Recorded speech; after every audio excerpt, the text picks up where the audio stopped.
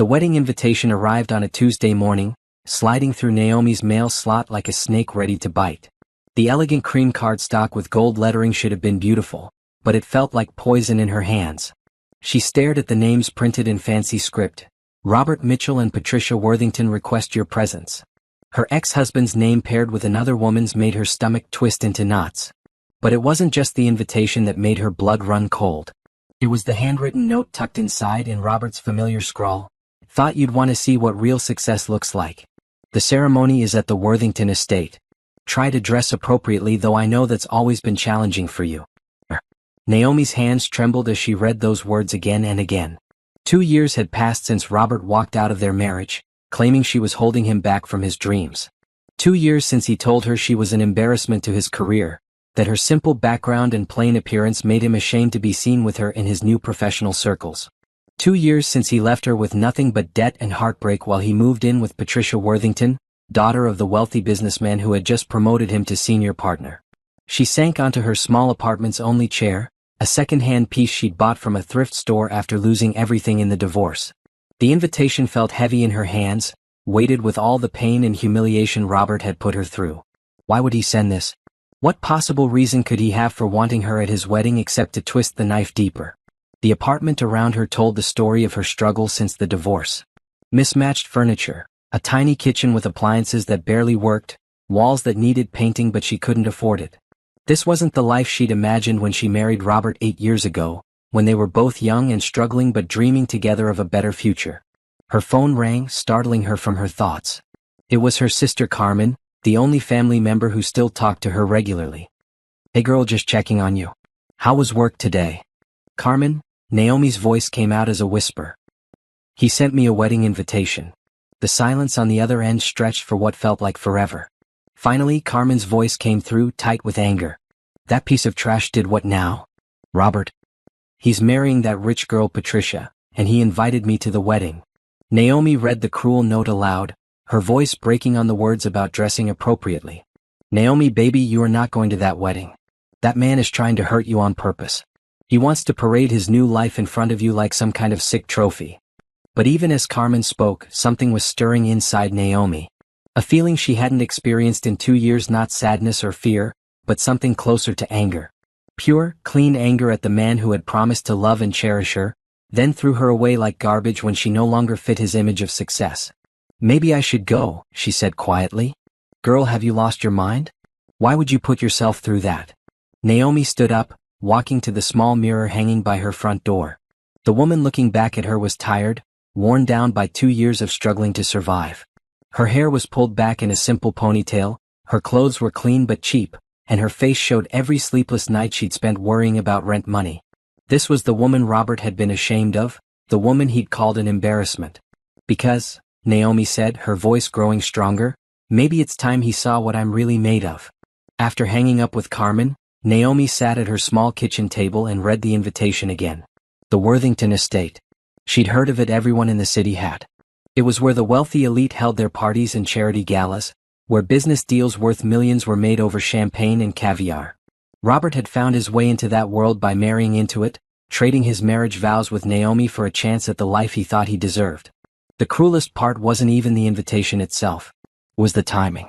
Robert knew exactly when he was sending this right before the holidays, when Naomi would be feeling most alone. He knew she'd been struggling since the divorce, that she'd had to take 2 part-time jobs just to afford this tiny apartment. He knew because he'd made sure she got nothing in the settlement, claiming that since she hadn't contributed financially to their marriage, she deserved nothing from it. What Robert didn't know was that something had changed in Naomi over the past 6 months. The woman who had cried herself to sleep every night after he left was still there, but she was buried under layers of determination and growing strength. She'd started to build something new from the ashes of her old life, something Robert couldn't see because he'd never bothered to look past her appearance to what was really inside her.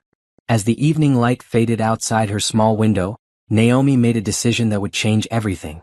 She walked to her laptop, opened it, and began to type an RSVP email to the wedding. But instead of declining as any sensible person would do, she wrote one simple line, "I'll be there. Looking forward to seeing you both. Naomi." She hit send before she could change her mind, then sat back in her chair with her heart pounding. For the first time in 2 years she felt truly alive. Robert wanted to show her what real success looked like? Fine. She'd show him what real strength looked like. The next morning, Naomi woke up with a clarity she hadn't felt since before her marriage fell apart. She had exactly 3 months until the wedding, 3 months to become the woman she was always meant to be. Not for Robert, and certainly not to win him back, but for herself. To prove that his opinion of her worth had been wrong from the very beginning. She pulled out a notebook and began to write down everything she needed to do, every change she needed to make, every goal she needed to reach. By the time she was done, she had a plan that would either transform her life or destroy what little she'd managed to rebuild. But for the first time in years, she wasn't afraid of taking that risk. The invitation sat on her kitchen table, no longer feeling like poison but like a challenge. Robert thought he could humiliate her one last time by making her witness his triumph. What he didn't realize was that he'd just given her the motivation she needed to build something better than anything he could ever imagine. 3 months before the wedding invitation arrived, Naomi would have crumpled it up and thrown it away while crying into her pillow. But to understand why this invitation hit her so hard, you had to go back to the beginning, back to when she and Robert were different people with the same dreams. They'd met in college, both of them working multiple jobs to pay for their education. Robert was studying accounting and Naomi was working toward her business degree, though she'd had to drop out in her junior year when her mother got sick and needed care. Robert had been different then, kind, supportive, and grateful for everything Naomi did to help him succeed. She remembered the night he'd called her in tears because he couldn't afford his textbooks for the semester. Without hesitation, Naomi had used her rent money to buy them for him. "I'll pay you back," he'd promised. "When I'm successful, I'll take care of you the way you've taken care of me." That promise had kept her going through 4 years of marriage to a man who was slowly becoming someone she didn't recognize. As Robert climbed the corporate ladder at Henderson and Associates, he started coming home later and later, attending work parties that wives weren't invited to, and making comments about Naomi's appearance and background that cut deeper each time. "Can't you do something with your hair?" he'd asked one morning as she packed his lunch. "I'm having lunch with some important clients today, and if they see us together..." "If they see us together, what?" Naomi had challenged him, but her voice was already small and hurt. "Nothing. Just try to look more professional, okay?" Professional. That became Robert's favorite word for everything Naomi wasn't. Her clothes weren't professional enough for company parties. Her conversation wasn't professional enough for his new colleagues. Her background growing up in a working-class family where her father drove trucks and her mother cleaned houses wasn't professional enough for the circles Robert wanted to move in. The beginning of the end came when Robert got his big promotion to senior partner. Mr. Worthington had taken a personal interest in Robert's career, and suddenly Robert was being invited to private dinners and exclusive golf clubs. That's where he met Patricia, beautiful, educated, and most importantly, born into the kind of wealth that opened doors Robert had only dreamed of walking through. Naomi first suspected something was wrong when Robert stopped coming home for dinner. Then he stopped kissing her goodbye in the mornings. Then he started sleeping in the guest room, claiming his early morning calls would disturb her sleep. The confrontation came on a rainy Thursday evening. Naomi had spent the day cooking Robert's favorite meal, hoping to reconnect with the man she'd married. When he walked through the door, she greeted him with a smile and the news that dinner was ready. "I can't eat this," he said, looking at the simple pasta dish like it was something disgusting. "Do you know what I had for lunch today?" Patricia's family chef prepared this amazing seafood risotto. "Real food, Naomi. Food that matches the life I'm trying to build." "Patricia?" The name slipped out before Naomi could stop it. Robert's face flushed, but not with shame. With irritation at being caught. "She's Mr. Worthington's daughter. She understands the business world, understands what it takes to be successful. She doesn't drag people down with her limitations." That word limitations hit Naomi like a physical blow. "What limitations, Robert? What are you talking about? Look around, Naomi." He gestured at their modest apartment, at her simple clothes, at everything she'd thought they'd built together. "This is all you can imagine for us. This small, ordinary life. I want more than this. I deserve more than this." "I helped you get where you are," Naomi said quietly. "I worked 2 jobs so you could focus on studying. I supported your dreams when no one else believed in you. And I'm grateful for that," Robert said, but his tone suggested he was anything but. "But that was then. I've outgrown this life, Naomi. I've outgrown us." The divorce proceedings were swift and brutal. Robert had prepared well, hiding assets and making sure Naomi walked away with almost nothing. He claimed that since she hadn't been working during the last 2 years of their marriage, He'd insisted she quit her job to be more available for his networking events. She had contributed nothing to their joint success. "You want to know what your problem is, Naomi?" Robert had said during their final meeting with the lawyers. "You never believed you deserved better than this ordinary life. And because you didn't believe it, neither did I." The lawyers divided their possessions with cold efficiency. Robert kept the car, the furniture, the savings account, and their shared apartment. Naomi left with her clothes, a few personal items, and debt that Robert had somehow managed to transfer to her name. The worst part wasn't the financial devastation. It was the way Robert looked at her during those final weeks, like she was something embarrassing from his past that he needed to erase. Like their 8 years together, all the love and support and shared dreams, meant nothing compared to his new opportunity for wealth and status. On the day she moved out of their apartment, Robert wasn't even there. He'd left a note on the kitchen counter. "I hope someday you'll understand that this is better for both of us. You can find someone more suited to your level." Naomi had stood in that empty apartment, holding that note, and felt something die inside her. Not just love for Robert, but belief in herself. If the man who had promised to love her forever could throw her away so easily, maybe she really was as worthless as he'd made her feel. She'd spent the first year after the divorce in a fog of depression and self-doubt. She took whatever job she could find, cleaning offices at night, working retail during the day, and barely earned enough to cover rent on a tiny studio apartment in a rough part of town. She avoided mirrors, stopped caring about her appearance, and convinced herself that Robert had been right about her limitations. But slowly, gradually, something began to shift.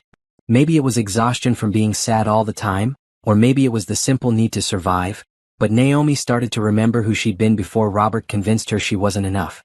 She'd been the woman who sacrificed her education to care for her sick mother. The woman who worked multiple jobs to support her husband's dreams. The woman who had more strength and intelligence than anyone, including herself, had ever recognized. 6 months before the wedding invitation arrived, Naomi had made a decision that changed everything. She decided to stop believing Robert's version of who she was and start discovering the truth for herself. That decision led her to Elena Martinez, a successful businesswoman who would become the mentor Naomi never knew she needed. But that transformation was still ahead of her. Right now, sitting with Robert's cruel invitation in her hands, Naomi was caught between two versions of herself: the broken woman Robert had left behind, and the strong woman she was just beginning to become. The invitation wasn't just a wedding announcement. It was Robert's final attempt to prove his point about her limitations. What he didn't realize was that he'd just given her the perfect motivation to prove him wrong. The first 6 months after Robert left were the darkest period of Naomi's life. She'd hit what people call rock bottom, but for her it felt more like being buried alive. Every morning started with the same crushing realization that her old life was gone, and she had no idea how to build a new one. Her first apartment after the divorce was in a building where the elevator never worked and the heat came on only when the landlord felt like paying the gas bill. The walls were thin enough that she could hear her neighbors' arguments, their television shows, and their entire lives playing out in stereo around her. She'd lie awake at night listening to other people living their lives while hers felt completely stopped. The job hunt was humiliating. Naomi had been out of the workforce for 2 years because Robert had convinced her to quit her marketing coordinator position. "We don't need the money," he'd said. "And it would look better if my wife was available for company events and networking opportunities." Now, trying to explain that gap in her resume to potential employers, she felt the weight of every choice she'd made for their marriage. "So you haven't worked in 2 years?" asked the manager at a department store where Naomi was applying for a sales position. "What have you been doing with your time?" "I was married," Naomi said quietly. "My husband wanted me to focus on supporting his career." The manager's expression made it clear what she thought of that explanation. "Well, retail is very demanding. We need people who are committed to working, not just looking for something to do until their next husband comes along." Naomi got up and left without another word, crying in her car for 20 minutes before she could drive home. Eventually, she found work cleaning office buildings at night. The pay was terrible and the work was hard, but it was something. She'd arrive at the office complex at 10 p.m. and work until 6 a.m., scrubbing bathrooms, emptying trash cans, and vacuuming carpets while the city slept around her. During the day, she tried to sleep, but her apartment was too noisy and her mind too anxious to rest properly. The worst part of the night shift wasn't the work itself, it was the reminders of the life she used to have. She'd clean the offices of companies like the one where Robert worked, seeing the family photos on desks, the expensive suits hanging on office doors, the evidence of successful lives that felt impossible for her to imagine anymore. One night, she was cleaning the executive floor of a law firm when she found herself staring at a photo on someone's desk. It showed a family at some tropical resort: mom, dad, and two kids all smiling in front of crystal clear water. The woman in the photo looked about Naomi's age, but she was wearing clothes that probably cost more than Naomi made in a month. Standing there with her mop and bucket, Naomi caught her reflection in the office window. Her hair was pulled back in a messy bun, her clothes were the cheap uniform required by the cleaning company, and her face looked older than her 31 years. She looked like exactly what Robert had called her: a limitation. That's when she broke down completely, sobbing in an empty law office at 2 a.m. while the city sparkled outside the windows. She called Carmen from the bathroom, barely able to speak through her tears. "I can't do this anymore," she whispered into the phone. "I can't keep pretending that I'm going to be okay. Robert was right about me. I'm nothing. I'm nobody." "Naomi, baby, listen to me." Carmen's voice was fierce through the phone. "That man destroyed your confidence, but he didn't destroy who you really are. You're the woman who put herself through 3 years of college while taking care of mama. You're the woman who built that man up from nothing and supported him through everything. Don't you dare let him convince you that you're worthless. But look at my life, Carmen. Look where I am. Cleaning other people's offices, living in a place where I'm scared to walk to my car at night, wearing clothes that smell like cleaning chemicals. This isn't strength. This is failure." Carmen was quiet for a long moment. Then she said something that Naomi would remember for the rest of her life. "Rock bottom is a foundation, not a grave. You can build something from there, but only if you stop digging." The next morning, Naomi made a decision. She was tired of being tired, tired of being sad, and tired of letting Robert's opinion of her worth define her reality. She didn't know what she was going to build from this rock-bottom foundation, but she knew she had to start somewhere.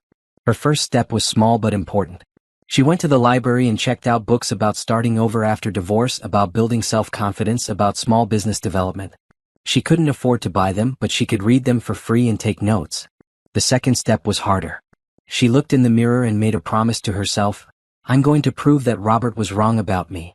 Not to win him back, not to make him jealous, but to prove to myself that I'm more than his opinion of me." She started with tiny changes.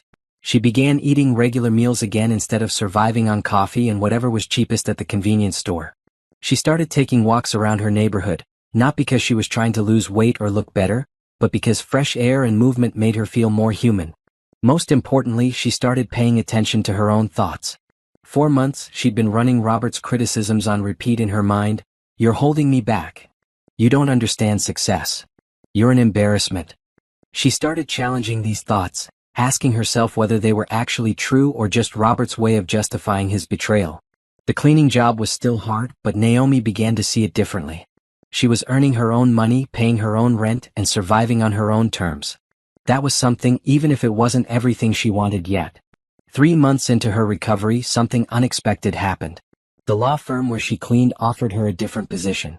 The office manager had noticed that Naomi was always professional, reliable, and smart about small improvements she suggested for office organization. "Would you be interested in some part-time administrative work during the day?" the woman asked. "The pay is better than cleaning, and you seem like someone who could handle more responsibility." It wasn't a huge opportunity, but it was a step up. More importantly, it was recognition that Naomi had value beyond what Robert had seen in her.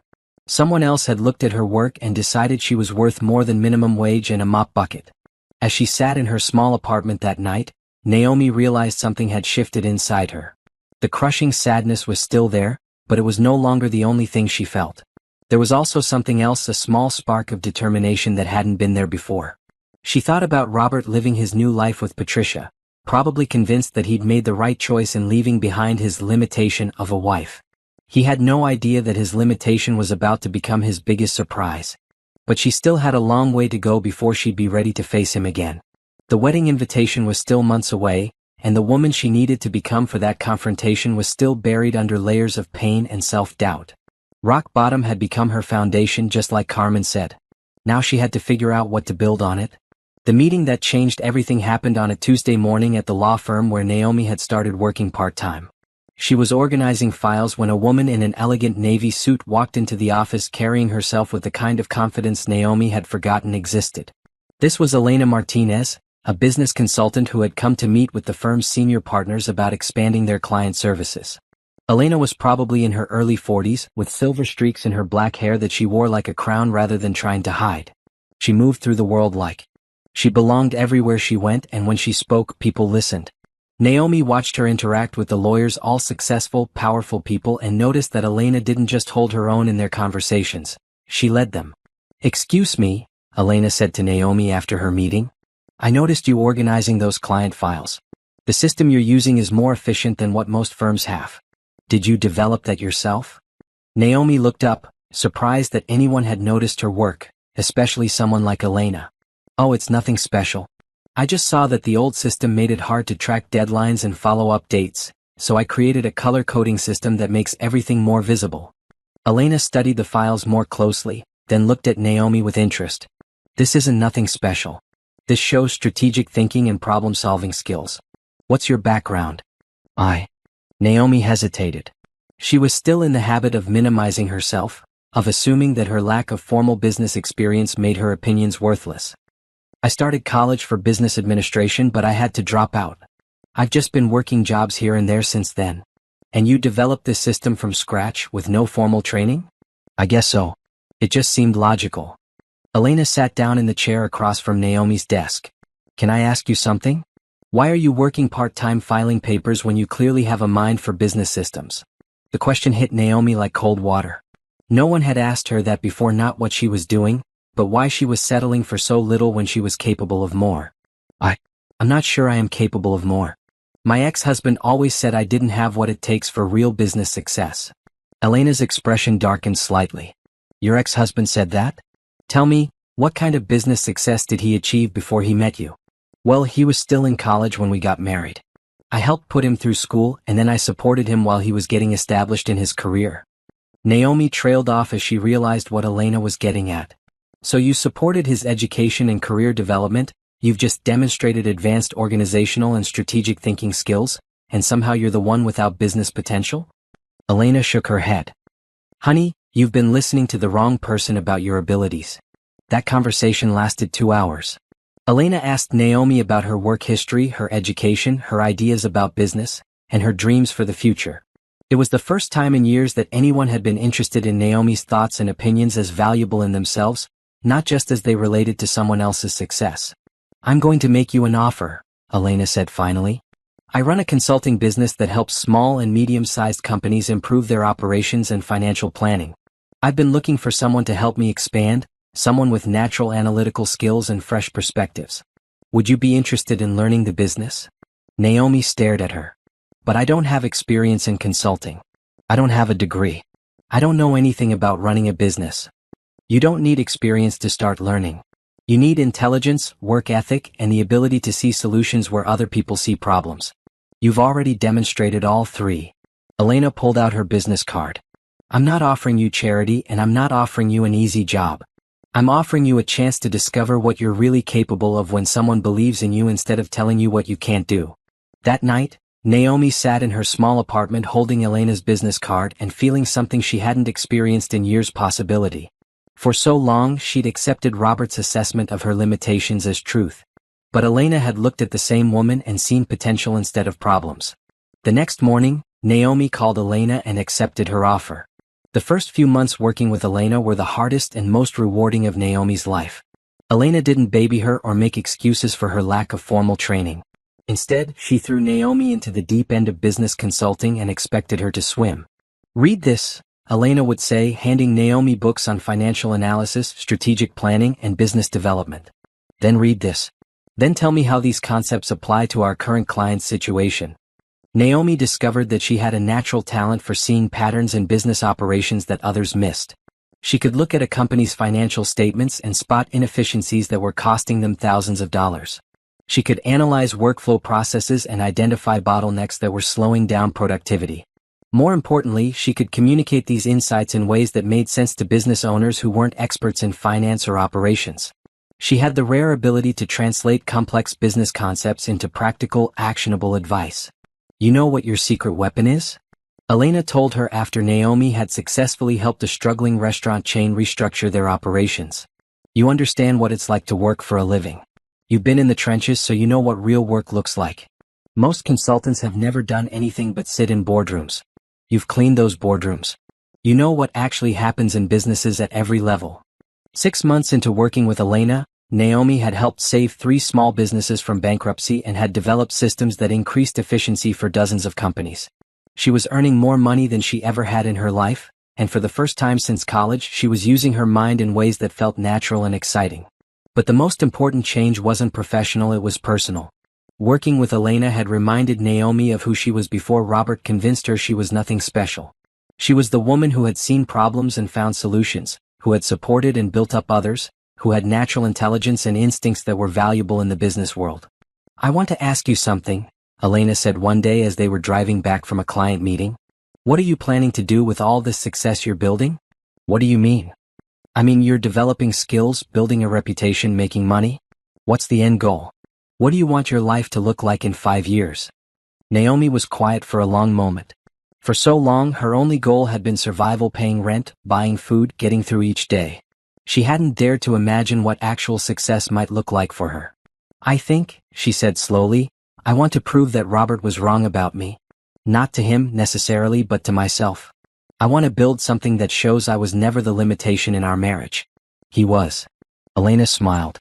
"Now that's a goal worth working toward." That night, Naomi looked at herself in the mirror and saw someone different from the broken woman who had left Robert's apartment 18 months earlier. She was still in the small apartment, still driving the same old car, still wearing clothes from discount stores. But something fundamental had changed in her eyes. There was life there again, and purpose, and the beginning of real confidence. She thought about Robert with Patricia, probably convinced that he'd upgraded his life by trading his ordinary wife for a wealthy one. He had no idea that his ordinary wife was discovering she had never been ordinary at all. The woman looking back at her from the mirror wasn't ready to face Robert yet, but she was getting closer. With Elena's guidance and her own rediscovered strength, she was building something that Robert had never seen in her and probably never would have recognized even if he had. She was building the woman she was always meant to be. By her first anniversary working with Elena, Naomi had moved into a better apartment and bought her first car in 2 years, nothing fancy, but reliable and paid for with money she'd earned herself. More importantly, she'd started to see herself differently. The woman who had once cleaned offices at night was now sitting in boardrooms presenting strategic recommendations to business owners who paid good money for her insights. But it was Elena's next challenge that really pushed Naomi to grow beyond what she thought possible. "I think it's time you took on your own clients," Elena announced one Monday morning. "You've been learning from watching me work, but you need to start building your own reputation in the business." Naomi felt her stomach drop. "I don't think I'm ready for that. What if I mess up? What if they don't take me seriously?" Elena gave her a look that Naomi had learned to recognize, the same look she'd given that first day when she'd asked why Naomi was filing papers instead of running businesses. "Who told you that you weren't ready? Because it wasn't me, and it wasn't any of the clients who've been impressed by your work." "But what if?" "Naomi, stop." Elena's voice was gentle but firm. "You're doing it again. You're letting someone else's voice in your head tell you what you can't do." "Whose voice is that?" Naomi knew exactly whose voice it was. Even after a year of success, she could still hear Robert's criticisms playing in her mind like a broken record. "You don't understand the business world. You're not sophisticated enough for this level of success. You're holding me back from my potential." "It's Robert's voice," she admitted quietly. "Then it's time to turn off that recording and start listening to the evidence instead." Elena pulled out a folder thick with client testimonials and recommendations. "This is what people say about your work. This is the reality of what you're capable of. Stop letting a man who threw away the best thing in his life convince you that you're not valuable." That afternoon, Elena introduced Naomi to Marcus Thompson, who owned a small chain of auto repair shops that was struggling with cash flow problems. Marcus was skeptical at first. Naomi was young, female, and didn't have the kind of expensive suits and fancy credentials he probably expected from a business consultant. "No offense," Marcus said, "but I was expecting someone with more experience. These are serious problems we're dealing with." Naomi felt the familiar flutter of self-doubt, but then she remembered Elena's advice about listening to evidence instead of fear. She'd been studying Marcus's financial statements for a week. She knew exactly what his problems were and how to fix them. "Mr. Thompson," she said, her voice steadier than she felt, "your shops are profitable, but your cash flow problems are caused by 3 specific issues.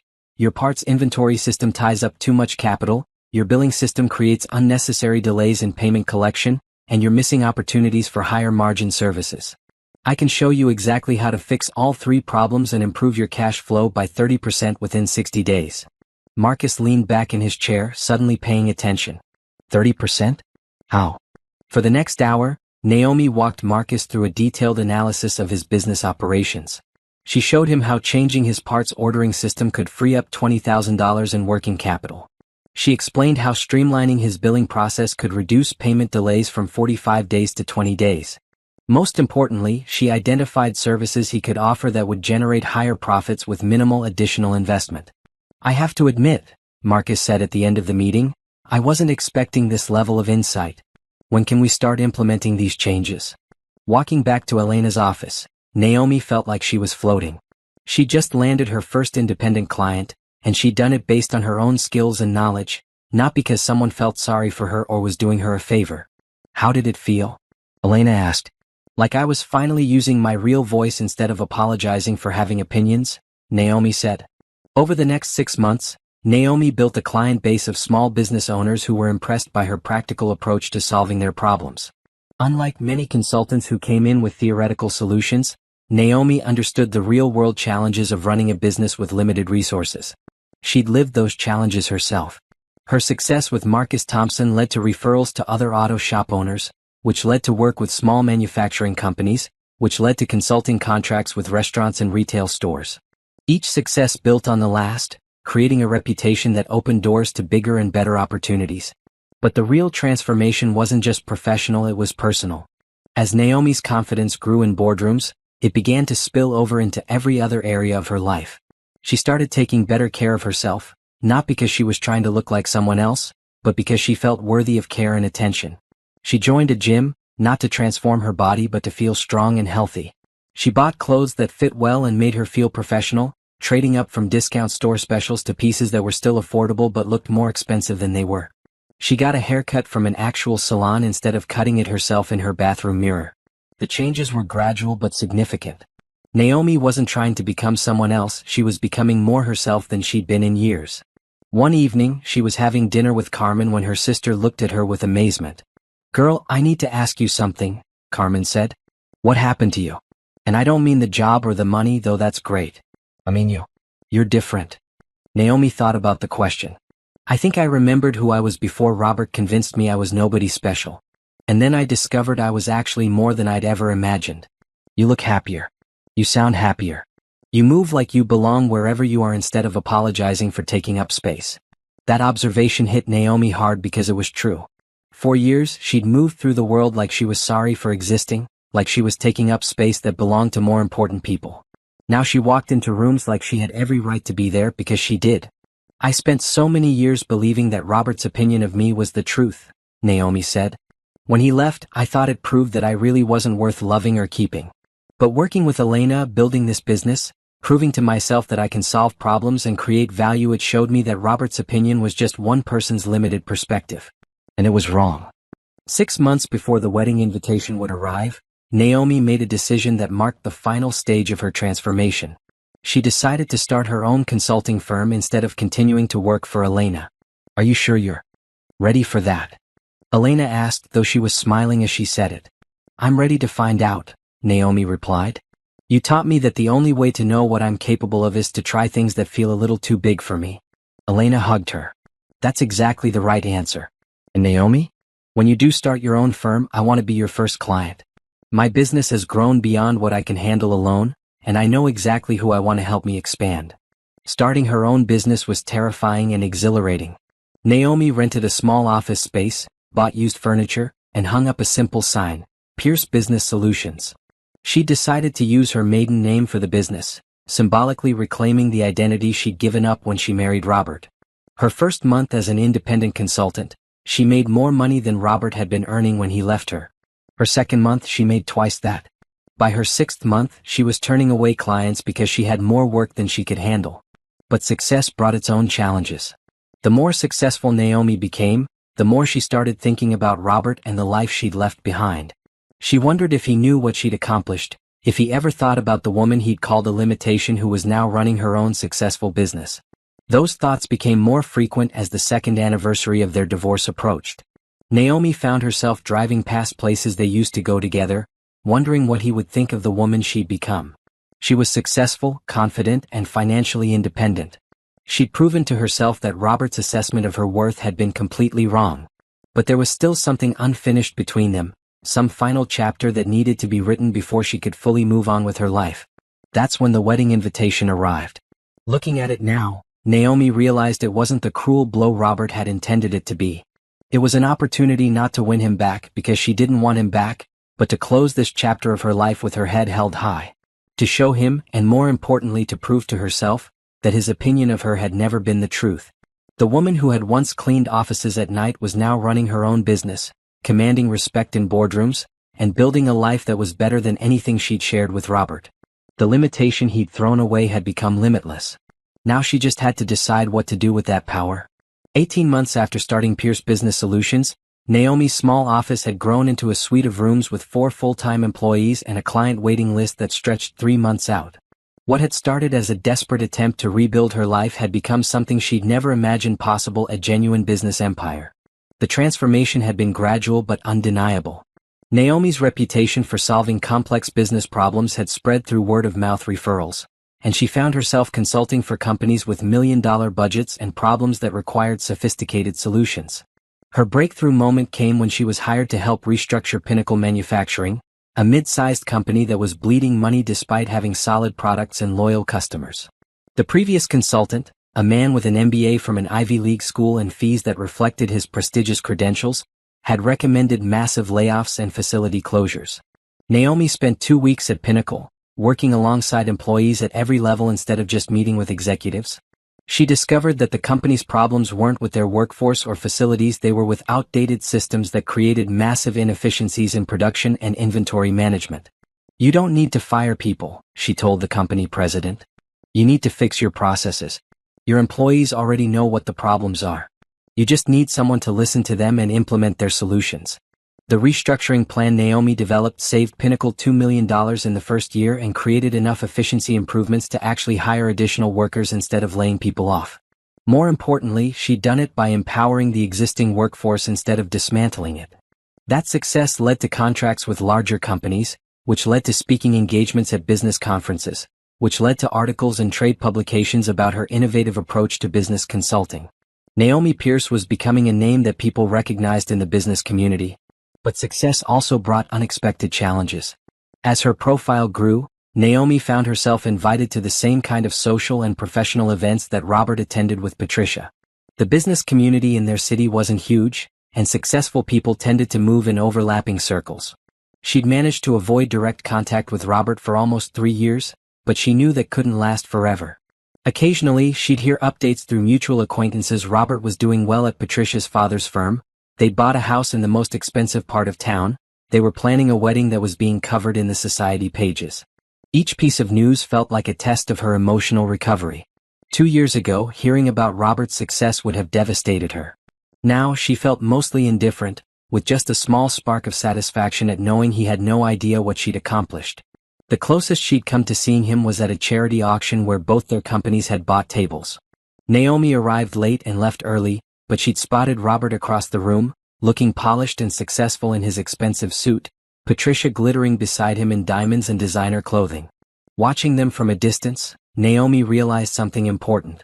She felt nothing. No longing, no anger, no regret.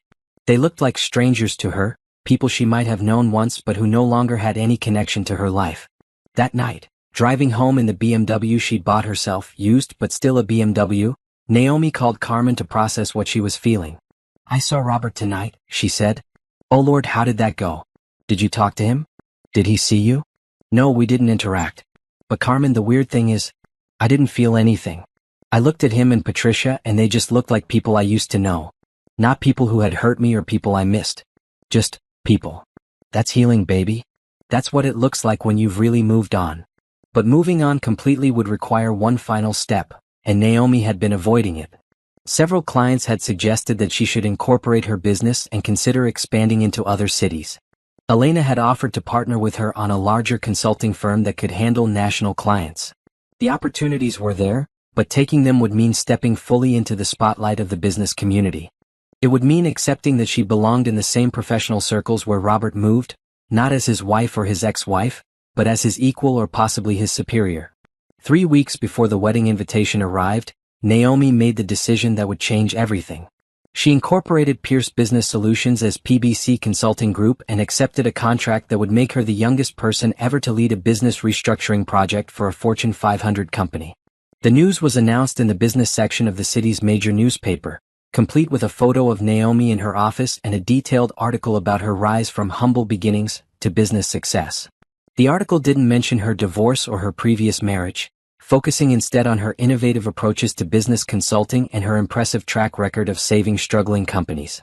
The day the article was published, Naomi's phone didn't stop ringing. New clients, speaking requests, interview opportunities, and congratulations from colleagues flooded in. But the call she was expecting from Robert never came. That's when she realized he probably didn't even know. In his world of inherited wealth and connected positions, business news about self-made success stories probably didn't register. He was living in a bubble where success looked like marrying into the right family and getting promoted within established companies. The idea that his limited ex-wife had built something from nothing probably never occurred to him. 2 weeks later, while Naomi was reviewing proposals for expanding PBC Consulting Group into 3 new cities, the wedding invitation arrived. Reading Robert's cruel note about real success and dressing appropriately, Naomi actually laughed out loud. The man who had called her an embarrassment was inviting her to witness his success, a success that consisted entirely of marrying a rich woman and working for her father. Meanwhile, Naomi had built her own company, earned her own success, and created her own wealth. She employed 4 people whose families depended on the business she'd created. She'd saved dozens of companies from failure and helped thousands of workers keep their jobs. She'd done all of this starting from nothing, with no connections or inherited advantages. Robert wanted her to come to his wedding to see what real success looked like? Perfect. She'd be happy to show him.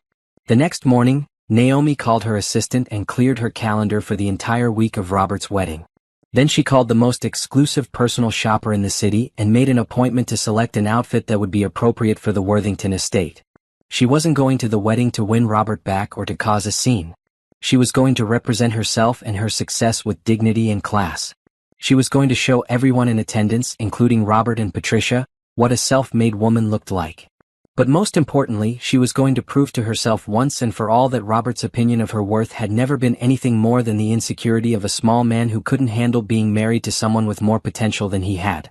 As she hung up the phone after scheduling her appointment, Naomi looked around her office, the office she'd built, in the business she'd created, surrounded by the success she'd earned, and smiled. Robert had wanted to show her what real success looked like. He was about to get exactly what he'd asked for.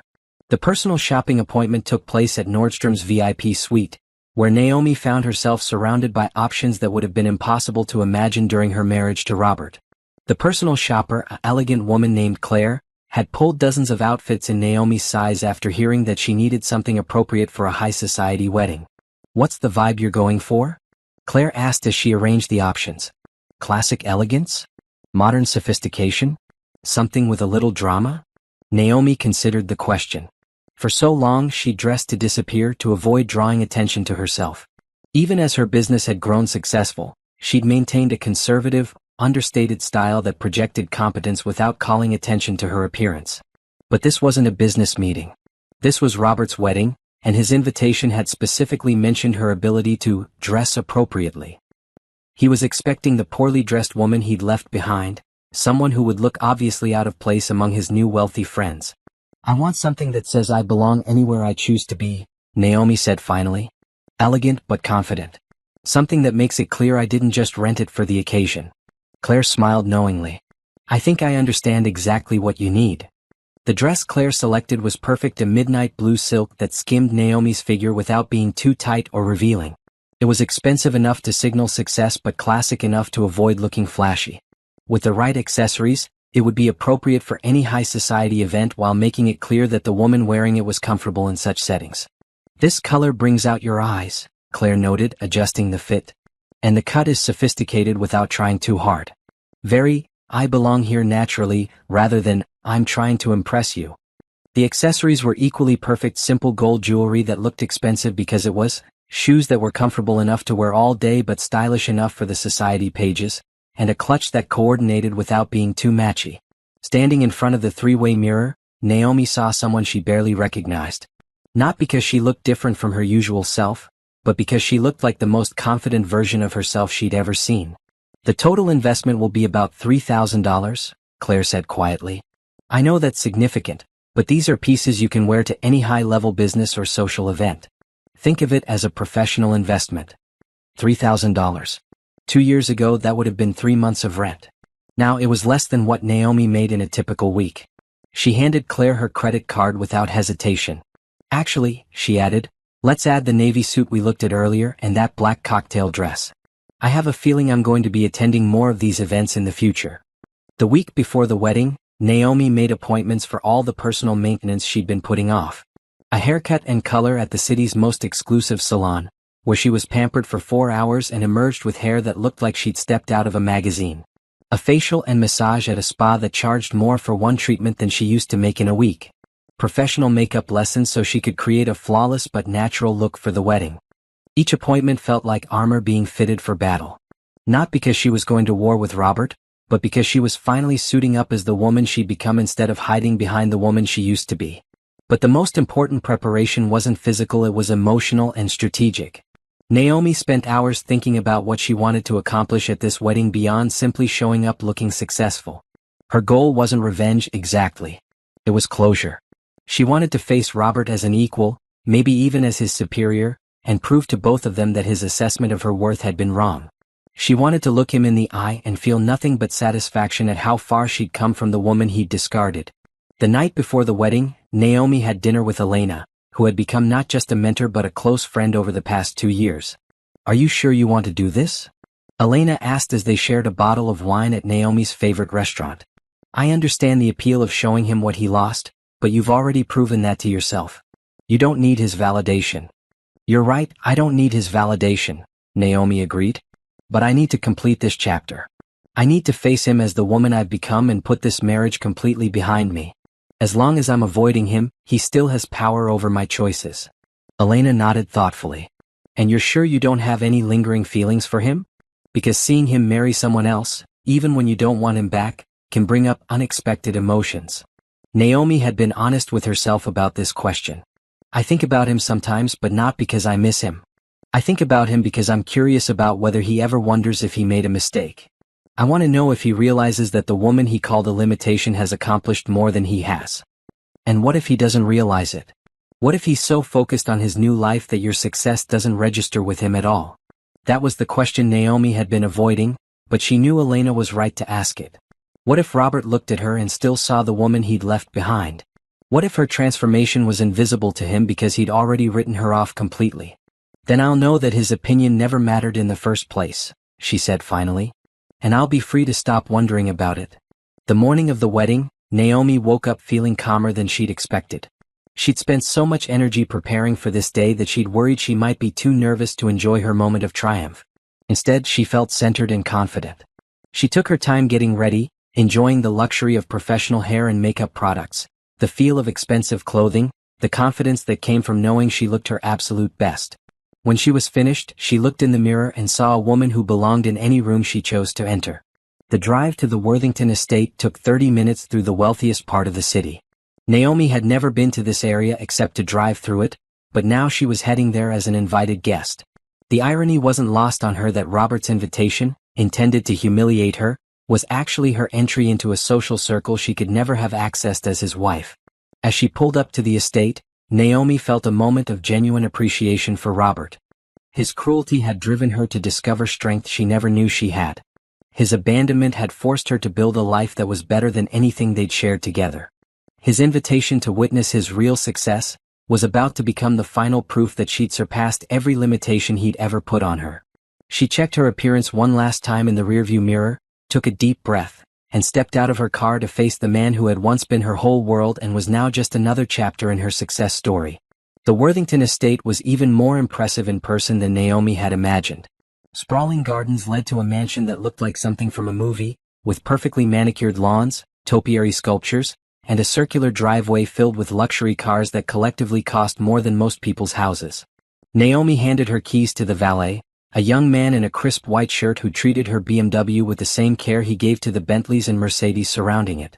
As she walked toward the entrance, she noticed other guests arriving, women in designer dresses that probably cost more than her entire outfit, men in custom suits that screamed old money and established power. 2 years ago, this scene would have intimidated her into turning around and driving home. Today she walked through it like she belonged there because she did. Success had taught her that wealth and status were just different languages for the same human experiences, and she'd learned to speak both fluently. The ceremony was being held in the estate's garden pavilion, a stunning outdoor space overlooking manicured grounds that seemed to stretch forever. White chairs arranged in perfect rows faced an altar decorated with flowers that probably cost more than most people's monthly rent. Everything was beautiful, elegant, and designed to impress. Naomi found a seat toward the back, not because she was hiding but because she wanted to observe without being observed. She recognized some faces from business events and charity functions, the kind of people who appeared in the society pages and sat on boards of major corporations. These were Robert's new people, the circle he'd been so desperate to join when he was married to her. Looking around at the assembled guests, Naomi realized something that would have surprised the woman she'd been 2 years ago.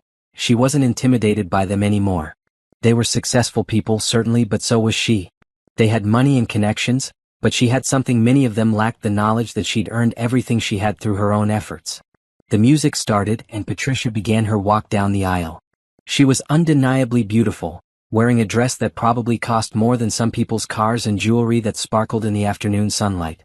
She looked every inch the wealthy bride marrying into more wealth, the kind of woman who had never questioned whether she deserved the best of everything.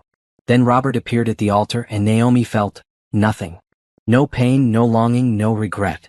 Just mild curiosity about how different he looked in his expensive tuxedo, surrounded by luxury and playing the part of the successful businessman he'd always wanted to be. He looked older, she noticed, and softer around the edges.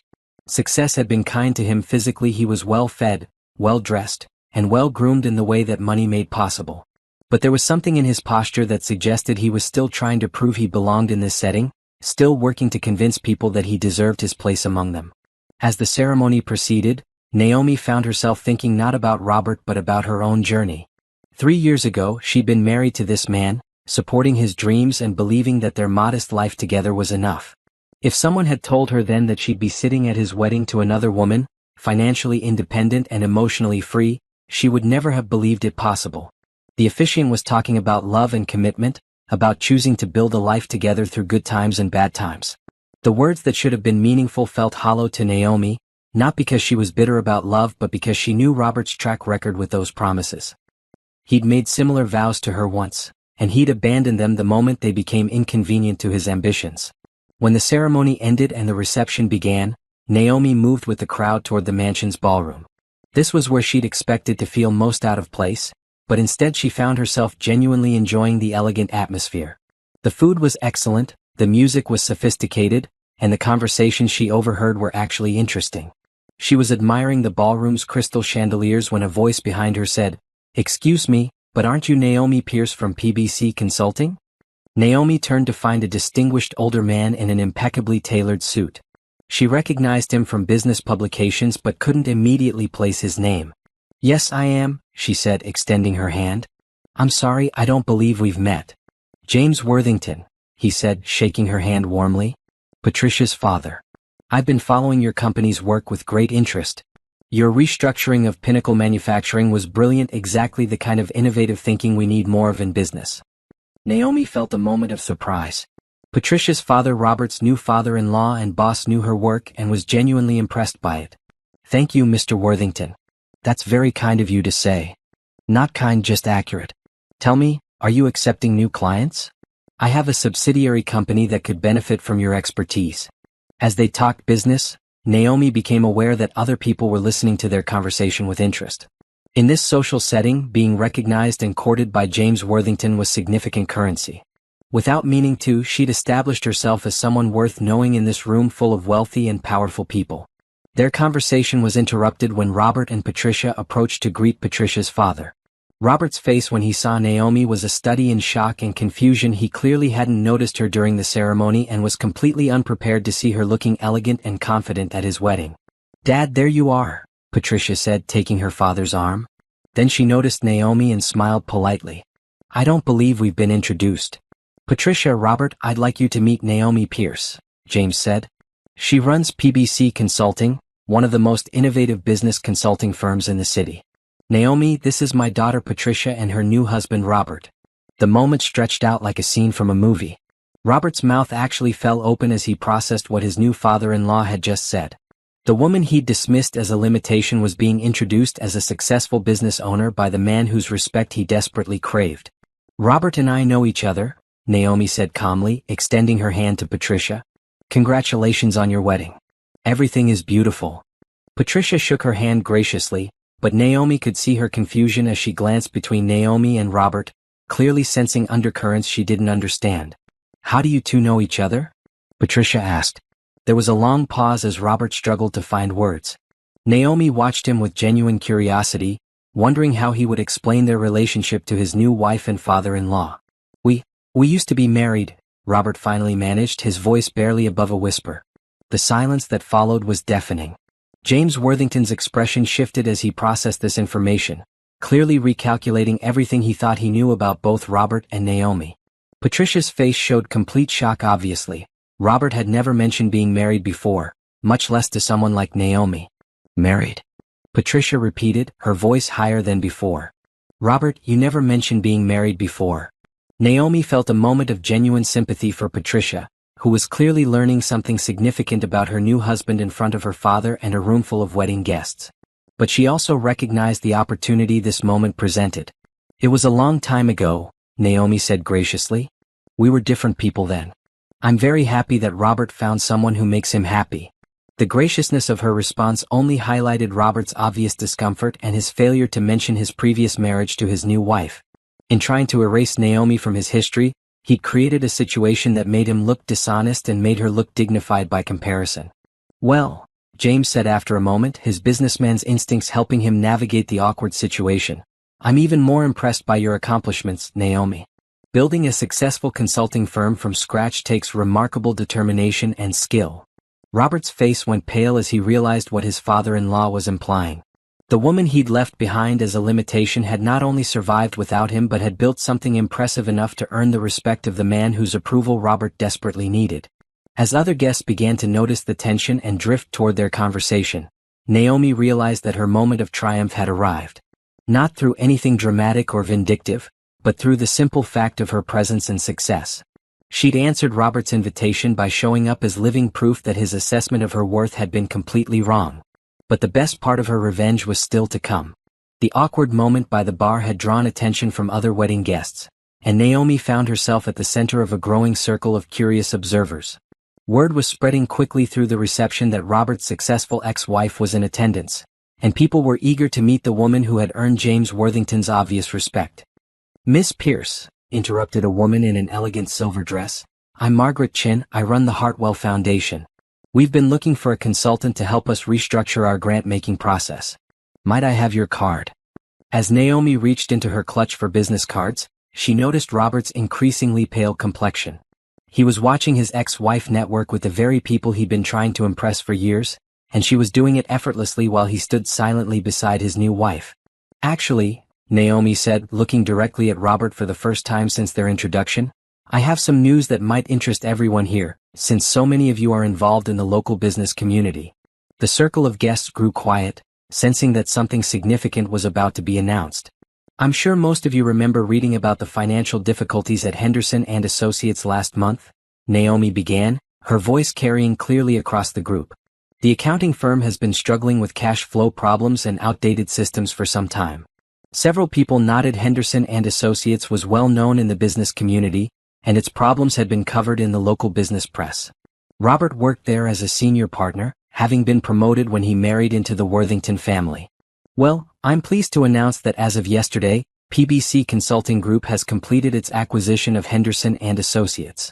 We'll be restructuring the company's operations and bringing their systems into the 21st century. The silence that followed was complete. James Worthington's eyebrows rose in surprise and what looked like admiration. Patricia looked confused, not understanding the implications of what Naomi had just said. And Robert looked like he might faint. You bought Henderson and Associates? Robert stammered. The acquisition was completed yesterday afternoon, Naomi confirmed. We've been working on the deal for 6 months, ever since their financial difficulties became apparent. It's exactly the kind of challenge PBC specializes in, taking struggling companies and making them profitable again. Margaret Chin started to applaud and others joined in. This was impressive news. Henderson and Associates was a significant company with 40 employees and millions in annual revenue. For a consulting firm to acquire and restructure a company of that size demonstrated serious financial capability and business acumen. But Robert wasn't applauding. He was staring at Naomi with dawning horror as he realized what her announcement meant. "Robert," James Worthington said, "didn't you tell me you work at Henderson and Associates?" Yes, I'm a senior partner there," Robert managed, his voice getting smaller with each word. "Not anymore," Naomi said gently. "Under the restructuring, the company will have a new management structure. All existing partnerships are being dissolved as part of the acquisition." The implications hit Robert like a physical blow. His wife had just bought the company where he worked. The woman he'd called a limitation, whom he'd abandoned because she was holding back his career, now owned his career. Patricia was beginning to understand the situation, and her face showed a mixture of confusion and growing anger. "Robert, I don't understand. How can your ex-wife afford to buy the company where you work? I thought you said that she didn't have any business experience." The question hung in the air like a challenge. Everyone in the circle was waiting to hear how Robert would explain the obvious contradiction between what he'd apparently told his wife about Naomi and the reality of what she'd just accomplished. She. Robert struggled to form words, his face red with embarrassment and shock. Naomi felt a moment of genuine pity for him. This wasn't how she'd imagined her moment of triumph would feel. There was satisfaction in proving him wrong, certainly, but also sadness at seeing the man she'd once loved reduced to stammering confusion. "Robert was right that I didn't have business experience when we were married," she said, her tone kind but clear. "I was supporting his education and career development then, so I didn't have the opportunity to discover my own potential. Sometimes it takes a major life change to reveal what we're really capable of." James Worthington was watching this exchange with the sharp attention of a successful businessman who was rapidly reassessing everything he thought he knew about his new son-in-law. "Miss Pierce," he said carefully, "when you restructure Henderson and Associates, will you be retaining the existing senior staff?" It was a diplomatic way of asking whether Naomi intended to fire Robert, and everyone in the circle understood the subtext. "We'll be evaluating all positions based on performance and fit with our new corporate culture," Naomi replied. "Anyone who demonstrates value to the restructured company will be welcome to stay. Of course, the compensation and partnership structures will be completely different under new ownership." Robert's face went from red to white as he processed what she was saying. She wasn't going to fire him outright, but she was making it clear that his senior partnership, the position he'd gained largely through his connection to the Worthington family, no longer existed. If he wanted to keep working at the company he'd helped build, he'd have to do it as her employee. "I should probably circulate and speak with other guests," Naomi said, recognizing that the conversation had reached its natural conclusion. "It was lovely meeting you, Patricia. I hope you'll both be very happy together." As she walked away from the group, Naomi could hear the buzz of excited conversation behind her. The story of Robert's successful ex-wife buying his company would be the talk of the reception, and probably the business community for weeks to come. She spent the next hour mingling with other guests, all of whom wanted to hear more about her acquisition of Henderson and Associates. Several offered her business cards and invitations to lunch meetings. Others asked about investment opportunities in her expanding consulting empire. By the time the evening wound down, Naomi had collected enough potential business contacts to keep her busy for months. But the most satisfying moment came when James Worthington approached her as the reception was ending. "Miss Pierce, I hope you'll forgive the personal question, but I have to ask, did you plan this announcement specifically for today?" Naomi smiled. "Mr. Worthington, I've learned that timing is everything in business. When my lawyer called yesterday to confirm the acquisition was complete, I realized I had news worth sharing with the local business community. Your daughter's wedding brought together so many important people in one place, it seemed like the perfect opportunity for a major announcement." James laughed, a sound of genuine appreciation. "That's brilliant strategic thinking. You've turned my daughter's wedding into a networking opportunity and a business coup simultaneously. I have to respect that kind of tactical intelligence. I hope Patricia won't mind that her wedding will be remembered for my business announcement," Naomi said, though they both knew she wasn't particularly concerned about Patricia's feelings. "Patricia will be fine.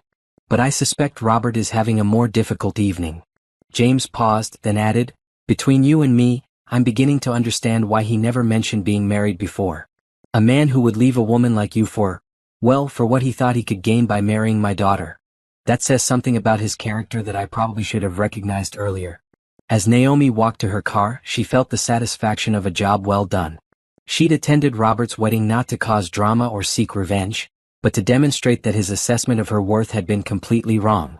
The fact that she now owned his company was just a bonus. The real victory was in proving that the woman he'd called a limitation was actually limitless. Driving home through the wealthy neighborhood surrounding the Worthington estate, Naomi reflected on how completely her life had changed. 3 years ago, she'd been a struggling woman cleaning offices at night and believing that her ex-husband's opinion of her worth was accurate. Tonight, she was driving home from that same ex-husband's wedding, having announced a business acquisition that made her one of the most talked about entrepreneurs in the city.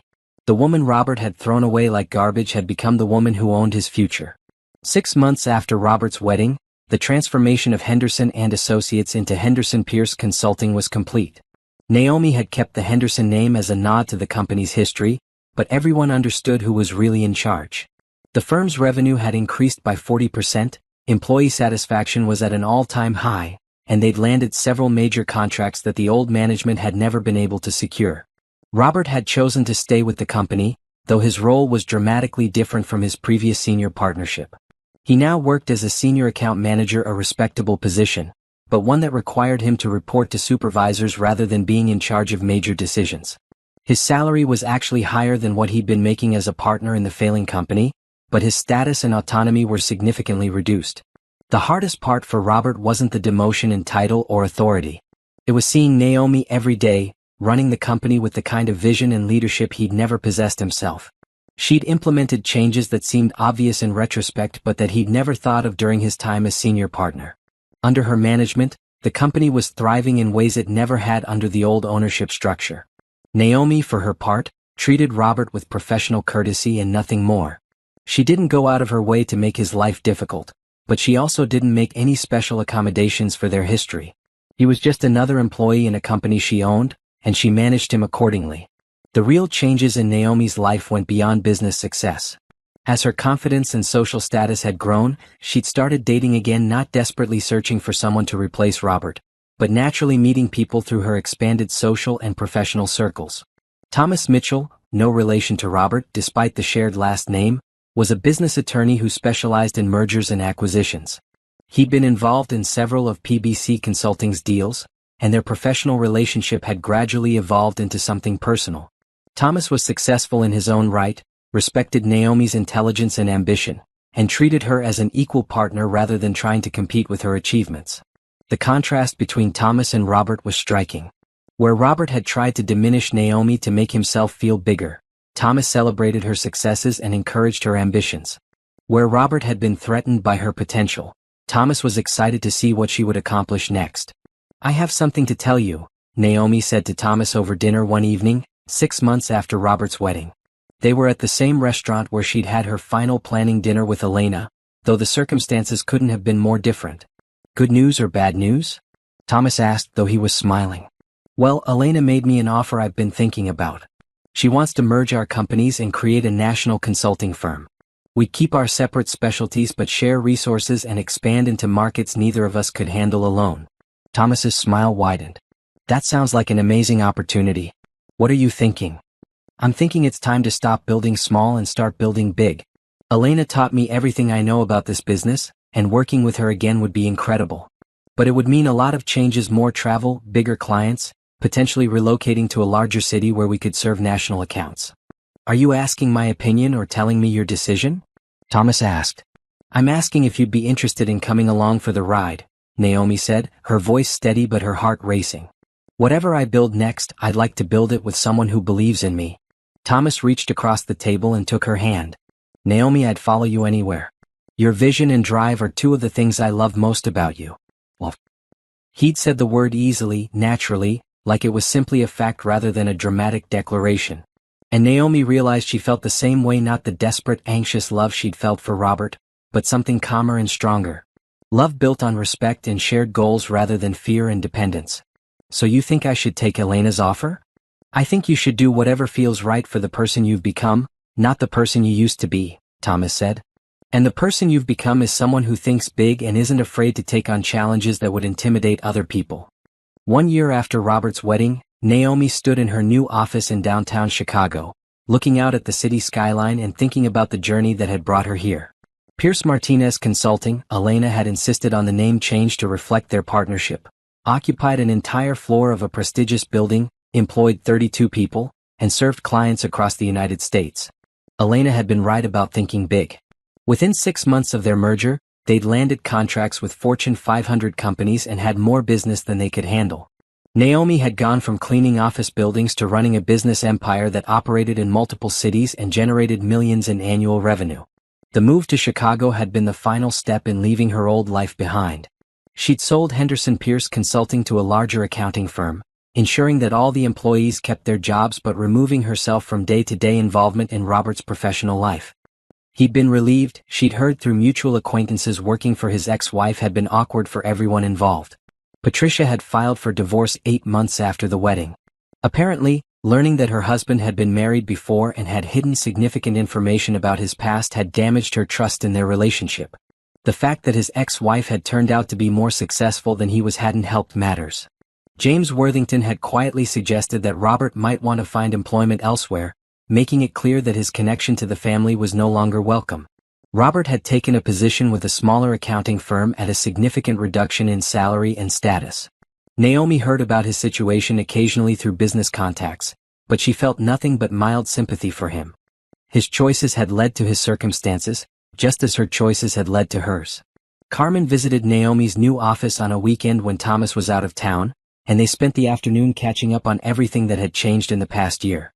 "Girl, I still can't believe this is your life," Carmen said, looking around at the elegant office space with its city views and expensive furniture. 3 years ago, you were crying in my kitchen because you couldn't afford groceries. Now you're running a consulting empire.